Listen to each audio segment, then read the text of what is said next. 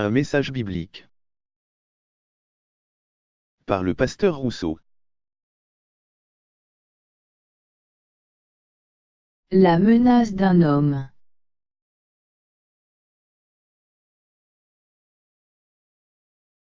J'aimerais vous inviter ce matin à tourner dans l'Évangile de Luc au chapitre 13. L'Évangile de Luc au chapitre 13. Et j'aimerais pouvoir considérer un enseignement du Seigneur Jésus lorsque les Juifs qui le côtoyaient l'ont averti que le roi Hérode en voulait à sa vie. Lorsqu'ils sont allés lui dire que ce souverain en Galilée cherchait à le trouver puis voulait l'exécuter. Il voulait vraiment changer son ministère en lui ôtant la vie. Puis en face de cette menace-là, le Seigneur Jésus va donner une réponse qui est quand même assez frappante, de voir comment est-ce que lui, il ne se laissait pas dissuader par la menace humaine. Il ne se laissait pas arrêter par l'opinion de l'homme et même d'un souverain qui avait, on pourrait dire humainement parlant, la capacité de le faire arrêter et de l'exécuter. Bien souvent, Jésus était en Galilée dans le sud, en Judée dans le sud, mais il remontait bien souvent en Galilée dans le nord. Et c'était en Galilée qu'Hérode régnait sur le peuple d'Israël. Donc, regardez avec moi dans ce passage, dans Luc chapitre 13, au verset 31. Luc chapitre 13, au verset 31. On nous dit ce même jour, quelques pharisiens vinrent lui dire, « Va-t'en ». Donc, c'est les pharisiens qui parlent à Jésus. Ils lui disent, « Va-t'en, pars d'ici, car Hérode veut te tuer. » Il leur répondit, « Allez et dites à ce renard, « Voici, je chasse les démons et je fais des guérisons aujourd'hui et demain, et le troisième jour j'aurai fini. Mais il faut que je marche aujourd'hui, demain et le jour suivant, car il ne convient pas qu'un prophète périsse hors de Jérusalem. Jérusalem, Jérusalem, qui tue les prophètes et qui lapide ceux qui te sont envoyés.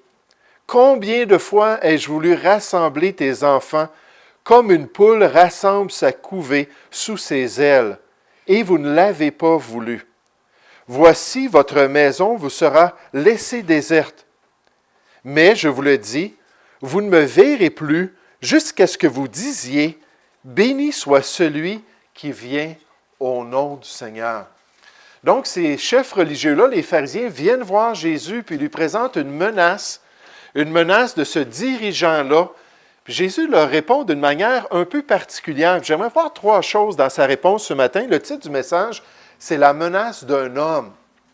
La menace d'un homme. Puis des fois, dans notre marche chrétienne, puis dans notre expérience personnelle, on peut se sentir menacé.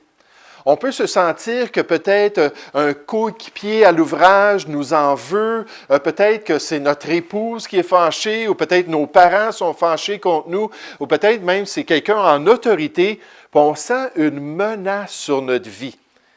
Puis là, ici, le Seigneur Jésus avait une menace très tangible, puis il a représenté pour nous la manière qu'on doit voir les choses, la manière qu'on doit penser en face de circonstances adverses, puis comment on peut se relever même lorsqu'il y a de l'adversité.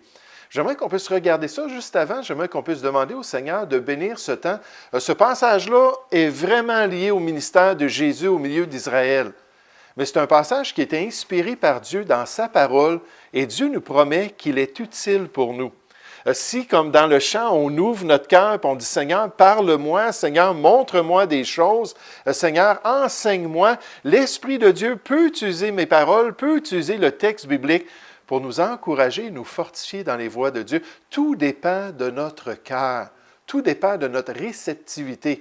Et la Bible nous dit de recevoir avec douceur, avec docilité, la parole qui est plantée en nous. Donc, il faut être ouvert. Juste avant, on va se tourner vers Dieu et demander qu'il puisse nous bénir chacun de nous. Prions ensemble.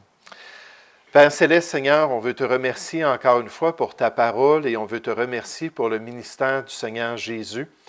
Et merci pour cet enseignement qu'il a donné à ses chefs religieux nécessairement, mais aussi à la foule et à ses disciples qui l'accompagnaient.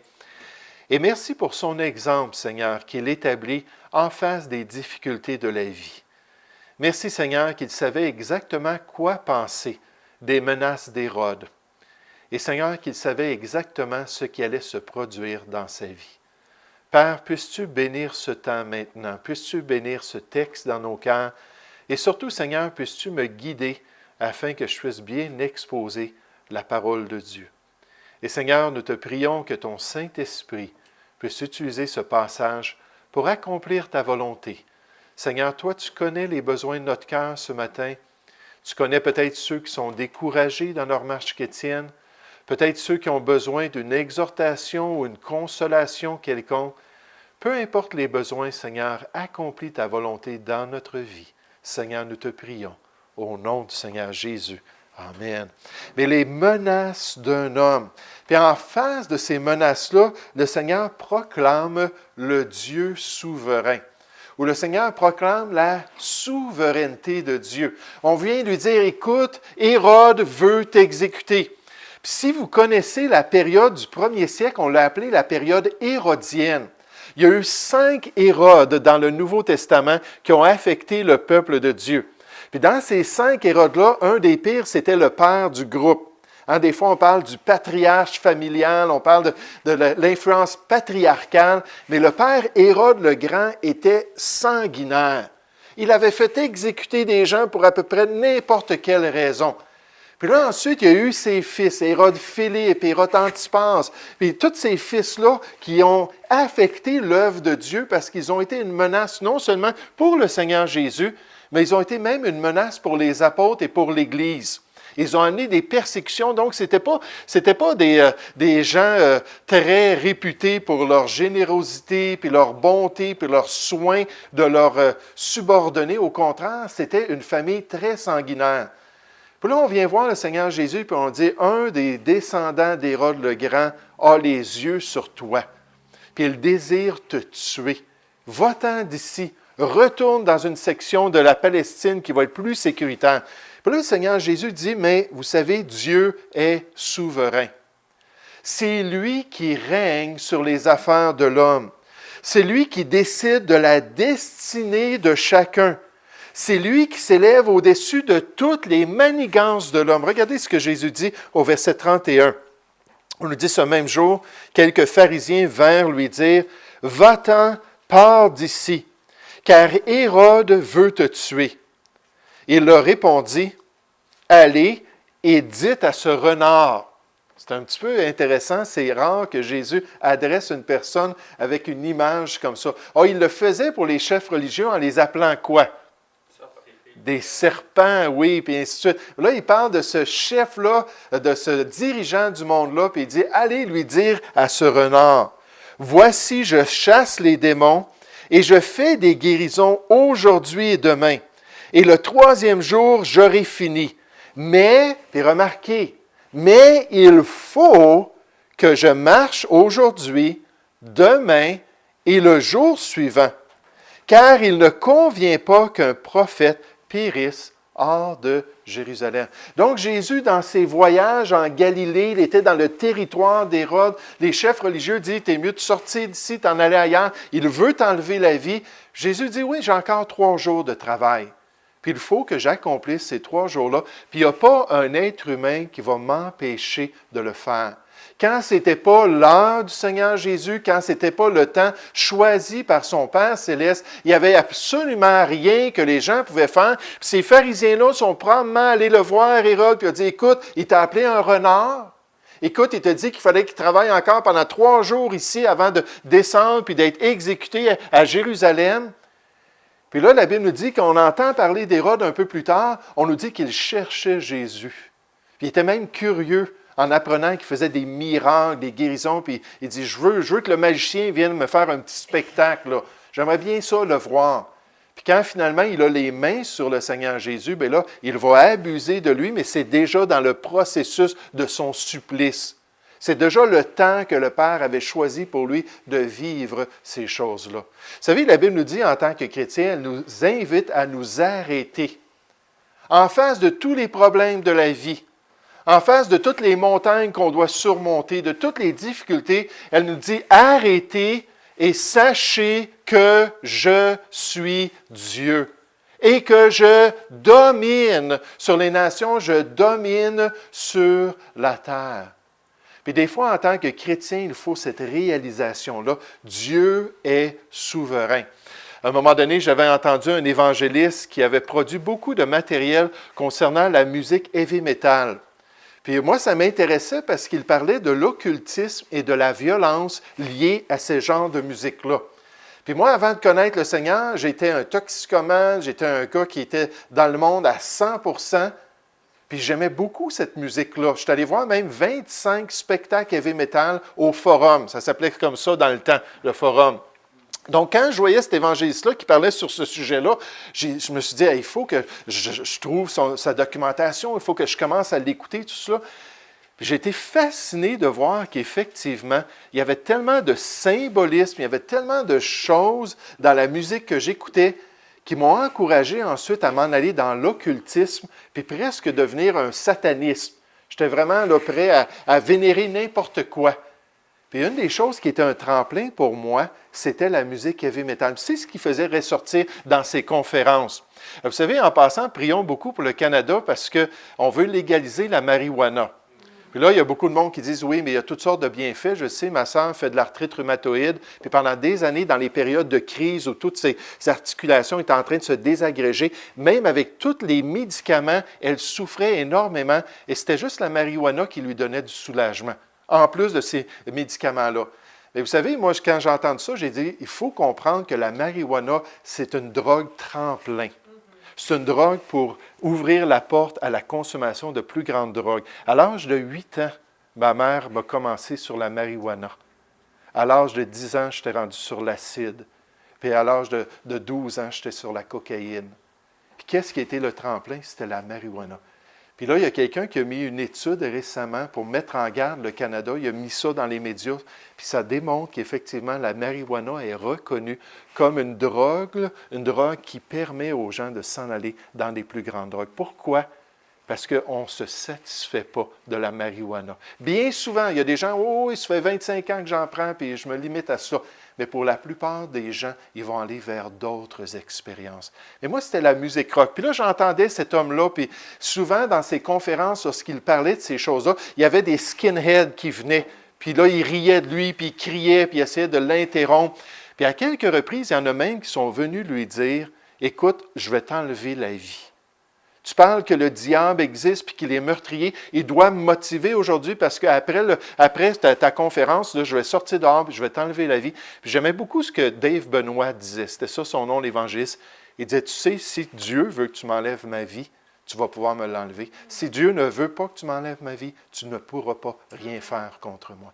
Dieu est souverain. La Bible nous dit qu'en tant que chrétiens, que dirons-nous donc à l'égard de ces choses? Si Dieu est pour nous, qui sera contre nous? Puis oui, il y a des difficultés qui peuvent être vraiment difficiles à contempler. Il y a des choses qui peuvent nous affecter, qui peuvent nous apeurer. Hein? Combien de fois, nous, en tant que famille, on était sur le bord de la faillite personnelle?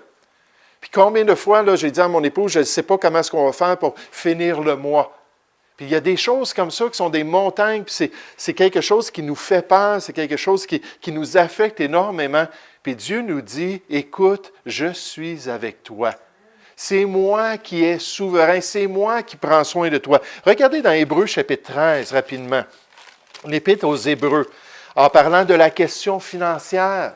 Il y a beaucoup de Canadiens et de Québécois qui sont endettés. Ils sont endettés par-dessus la tête. Ils ne savent pas comment est-ce qu'ils vont réussir par combler leurs besoins financiers. Puis ça devient une charge, puis ça devient un fardeau. Puis des fois, ce n'est même pas à cause de nos dépenses. Des fois, c'est des circonstances que Dieu permet. Je me suis assuré avant mon voyage avec la Croix bleue. Puis là, j'avais les choix de payer différents montants. Est-ce que j'allais prendre une pleine couverture? Puis tout de suite, j'ai dit, c'est cher, mais je me suis dit, je ne reviendrai pas d'un voyage aux États-Unis avec une dette de 2 millions de dollars. Ça, c'est certain. Fait que je me suis dit, je vais prendre le paquet pour me protéger en cas d'un accident, d'un incident quelconque. Mais il y a des gens comme ça qui sont accablés. Puis des fois, en tant qu'enfant de Dieu, Dieu a permis des choses. Quand on était au Saguenay, on a eu une inondation. Pas en 96, la grande inondation du Saguenay. Mais à cause de 96, nous, on ne le savait pas, mais les assurances n'allaient plus rien payer quand ça avait rapport avec une inondation. Puis on a eu une inondation, on avait 15 pouces d'eau dans notre sol, ça a ruiné notre sol qui était déjà tout fonctionnel, ça l'a tout ruiné. Puis là, j'ai demandé aux assurances, ils ont dit, on ne peut rien faire pour vous. J'ai demandé au gouvernement, ils ont dit, une petite chose qu'on peut faire pour vous, votre chambre des maîtres, on vous donne 2500 pour ça. Puis tout le restant, 20 000 de travaux, c'est nous qui avons dû payer ça de nos poches. Puis quand on est parti du Saguenay pour aller à Saint-Hyacinthe, on avait une dette de plusieurs milliers de dollars. Pas parce qu'on était dépensier, pas parce qu'on s'est acheté une voiture neuve, il n'y a rien de mauvais avec ça, mais c'était des circonstances que Dieu avait envoyées dans notre vie. Puis là, Dieu nous dit, écoute, je suis souverain. Je peux faire venir la famine, je peux faire venir les difficultés. Écoute, je suis souverain sur ta vie. Regardez dans Hébreux chapitre 13. Comment est-ce qu'on fait ressortir ça dans le contexte des finances? Hébreux chapitre 13, à partir du verset 5. On nous dit, ne vous livrez pas à l'amour de l'argent. Et c'était ça que le couple me disait hier au Costco. Il dit, il y a tellement de gens là, qui vivent pour le matérialisme, tellement de gens qui en veulent toujours plus, toujours plus, toujours plus.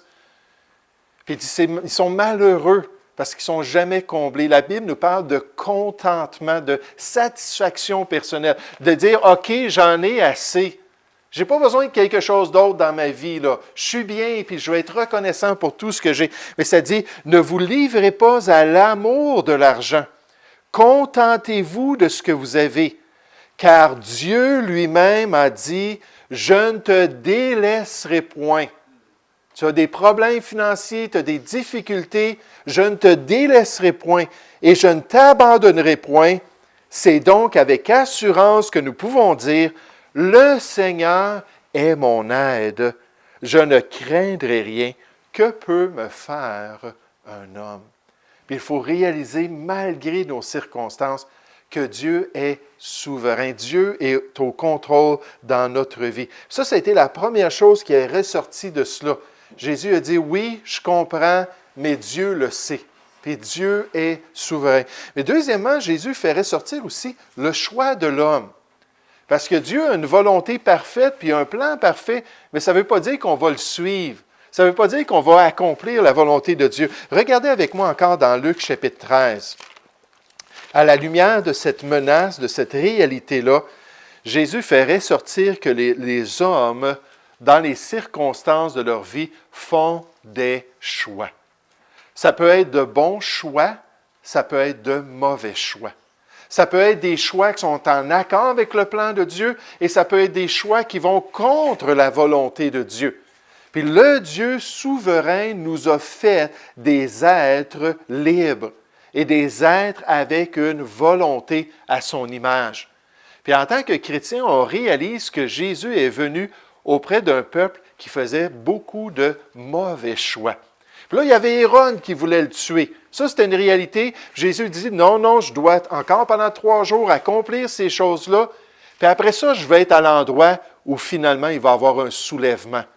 Où finalement, les gens vont me saisir et vont m'exécuter. Puis là, il va parler de cela. Mais regardez avec moi au verset 34.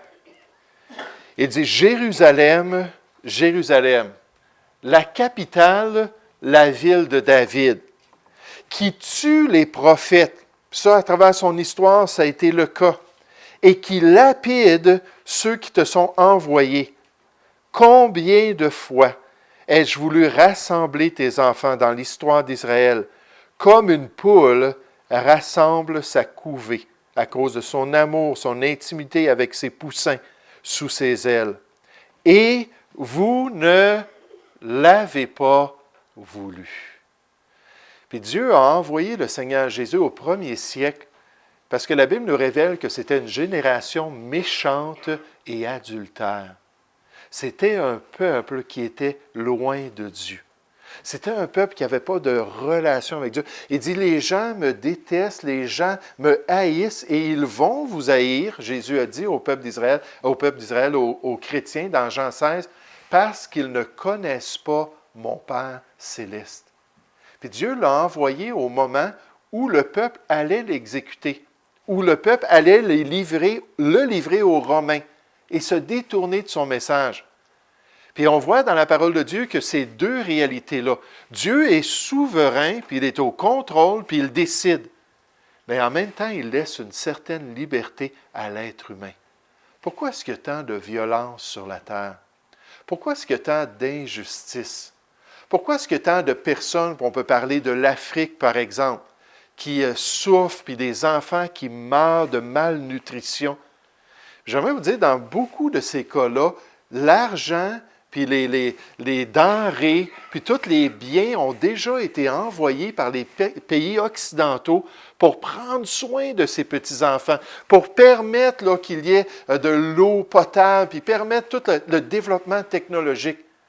Mais vous savez, le grand problème, c'est ceux qui sont au contrôle de ces pays-là, ceux qui dirigent ces pays-là, qui prennent ces choses-là, puis ensuite ils les envoient sur le marché pour qu'ils soient vendus, puis remplir leurs poches.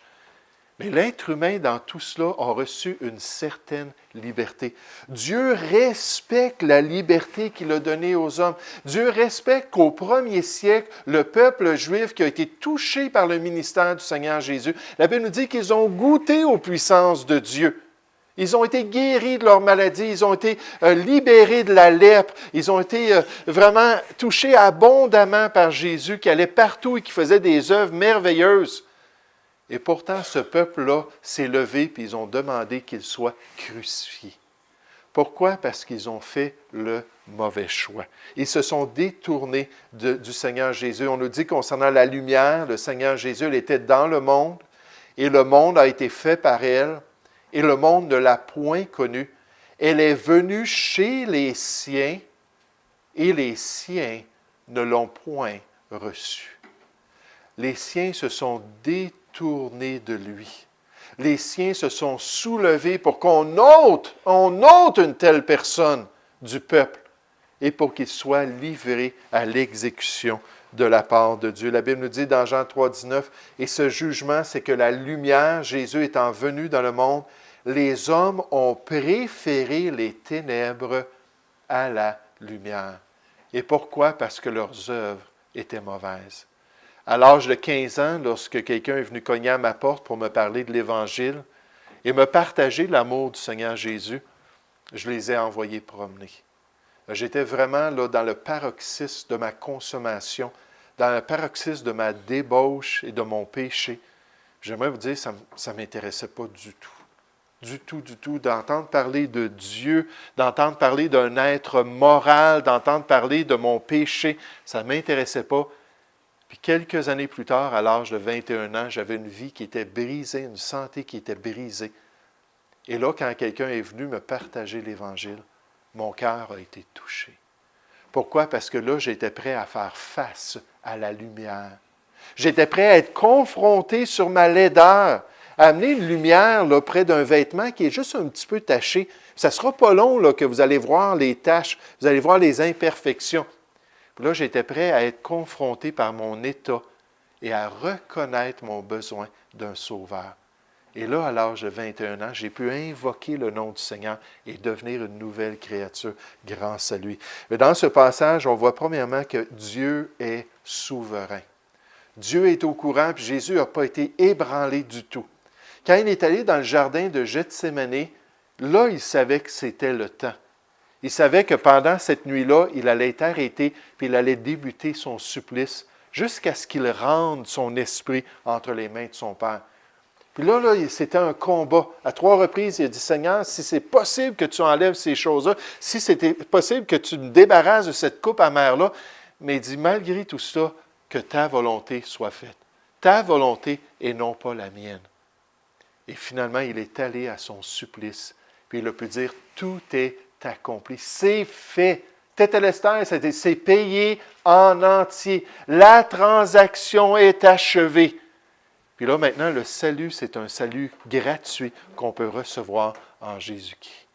Et comme c'est merveilleux de voir la souveraineté de Dieu, mais comme c'est une réalité aussi que l'être humain a des choix à faire. Nous, en tant que chrétiens, on doit choisir quotidiennement. Est-ce qu'on va plaire à Dieu ou est-ce qu'on va se plaire à nous-mêmes?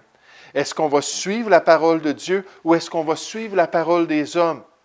Est-ce qu'on va faire plier notre volonté à son plan ou est-ce qu'on va résister envers sa volonté? Mais dernièrement, alors qu'on regarde ça, on voit l'indication du plan du salut. L'indication du plan que Dieu avait à travers tout ça. Là, Jésus entend cette menace, il dit, oui, j'ai encore 3 jours à faire, puis Hérode, allez lui dire, il n'y a rien à faire avec ça, il faut que je complète ces 3 jours-là. Puis après ça, je vais retourner dans le sud, parce que les prophéties parlaient qu'il fallait qu'il soit offert près de Jérusalem.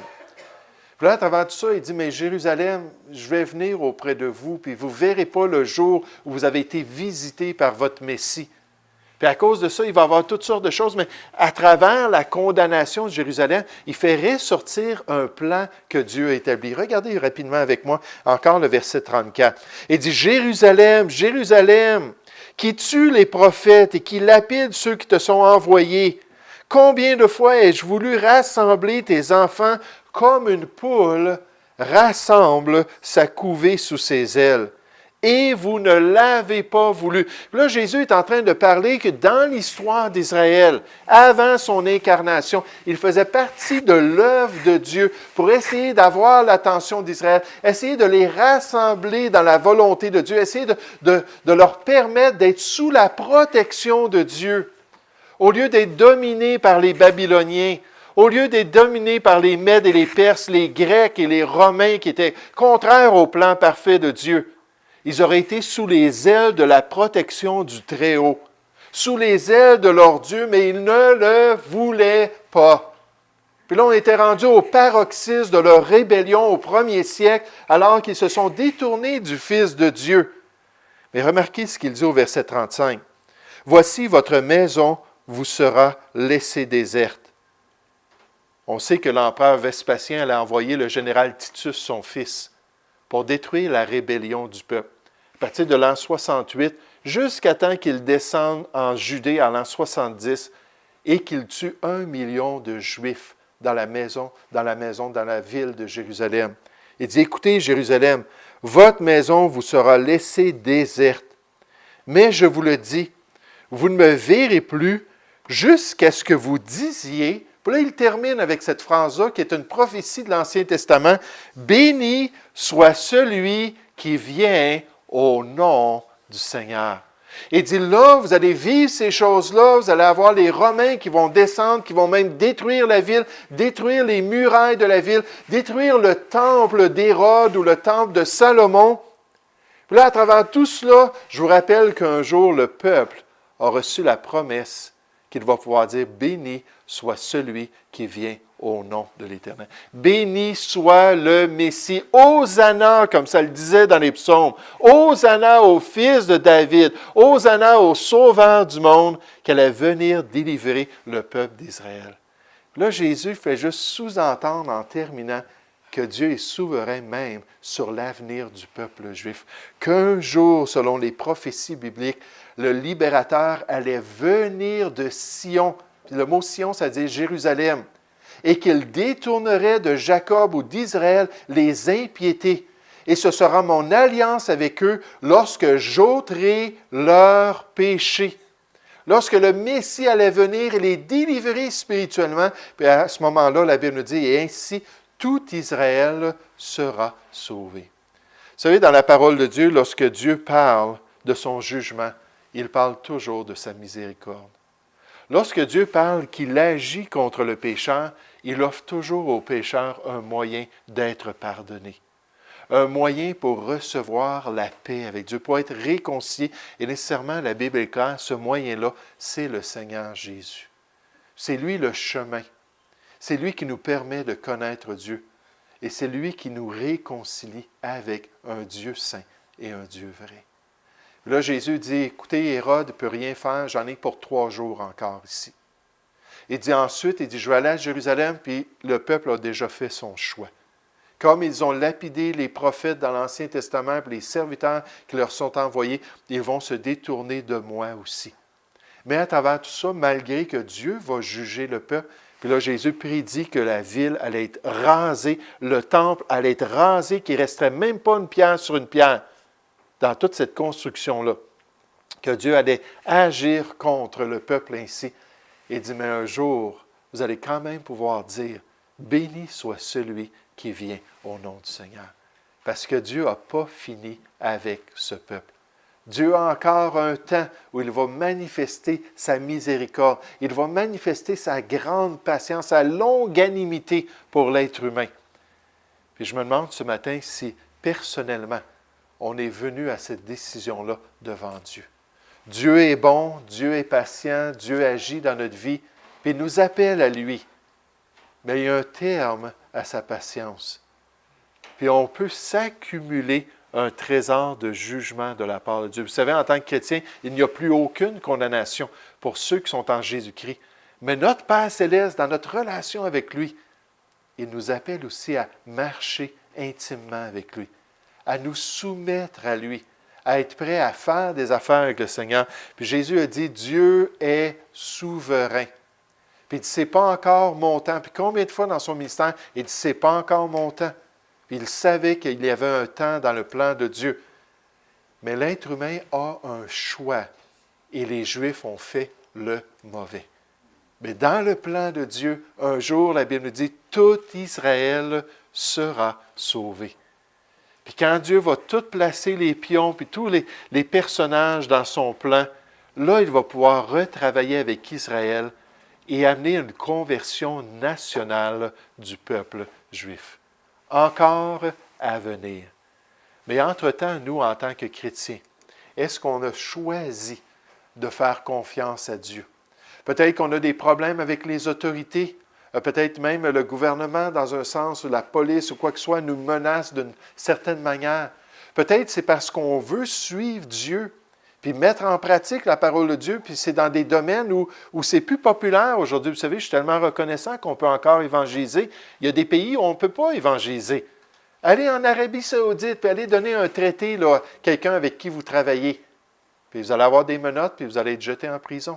On n'a pas le droit de faire ces choses-là. Des fois, les gouvernements ne tolèrent pas les libertés.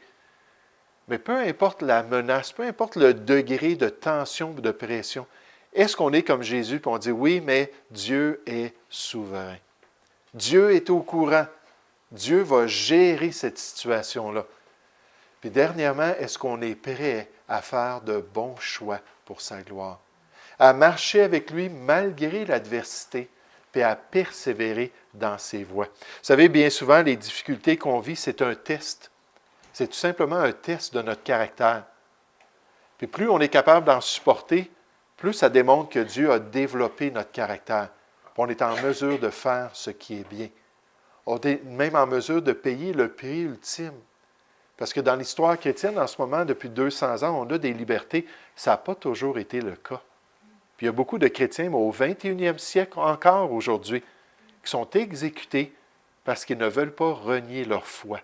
Puis ils veulent continuer à suivre le Seigneur. Mais dans tout cela, Dieu, encore une fois, est souverain. Nous allons prier ensemble. Merci, Père Céleste, pour ce beau passage des Écritures et merci pour cette réponse de ton Fils.